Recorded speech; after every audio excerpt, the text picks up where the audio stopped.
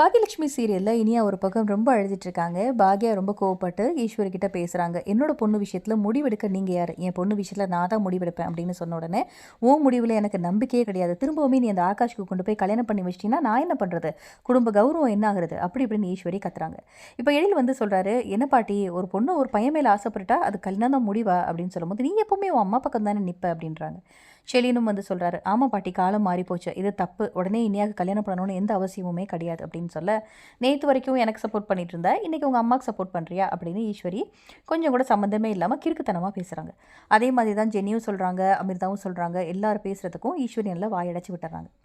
அதுக்கப்புறம் இது நம்ம பாக்யா வந்து ஈஸ்வரி கிட்ட சொல்கிறாங்க, நீங்கள் என்ன பேசினாலும் சரி, என்ன வந்து நீங்கள் நினச்சாலும் சரி, இந்த ஒரு நிச்சயத்தை நான் நடக்கவே விட மாட்டேன் அப்படின்னு சொல்லும்போது, கோபி சொல்கிறாரு, அம்மா என்ன அப்படி தப்பாக சொல்லிட்டாங்க? இனியாவும் ஒரு நல்ல இடத்துல கல்யாணம் பண்ணி கொடுக்கணும் அப்படின்றது தப்பா? மாப்பிள்ளை ரொம்ப நல்ல பையன், நல்ல வேலையில் இருக்கான், ரொம்ப நல்ல ஜாப் அப்படிங்கிறப்போ இனியாவை கல்யாணம் பண்ணி கொடுத்தா என்ன தப்பு? இனியா வந்து கொஞ்சம் நாள் கழிச்சு தானே கல்யாணம், உடனேவா பண்ண போகிறோம்? அதான் டைம் இருக்குல்ல, அம்மா தப்பான முடிவு எடுக்க மாட்டாங்க அப்படின்னு அம்மாவுக்கு ஜால்ரா போடுறாரு கோபி. இதெல்லாம் பார்த்துட்டு பாக்யா வந்து, இந்த நிச்சயம் நடக்காது, அதை நான் பார்த்துக்கிறேன், என்ன பண்ணணும் எனக்கு தெரியும் அப்படிங்கிற மாதிரி சொல்லிட்டு இனியாவுக்கும் ஆறுதல் சொல்கிறாங்க. இப்போ அடுத்த நாள் நிச்சயதார்த்தம் நடக்கிறதுக்கு ரெடியாக எல்லாமே வந்து நடந்துட்டுருக்கு. இப்போ இனியா வேறு வழியே இல்லாமல் அம்மா எவ்வளோ சொல்லியும் கேட்காததுனால, பாட்டி ரொம்ப வந்து ஸ்ட்ராங்காக இருக்காங்க இல்லையா அந்த நிச்சயத்தில், அதனால் இப்போ வந்து போலீஸ்க்கு கால் பண்ணி, எனக்கு வந்து வீட்டில் பிடிக்காத கல்யாணம் ஏற்பாடு பண்ணுறாங்க, என்னை கட்டாய கல்யாணம் பண்ணி வைக்கிறாங்க, நான் இப்போ தான் காலேஜ் படிச்சுட்ருக்கேன், எனக்கு இந்த கல்யாணத்தில் கொஞ்சம் கூட விருப்பம் இல்லை அப்படின்னு போலீஸ் ஸ்டேஷனில் இனியா வந்து சொல்லிடுறாங்க.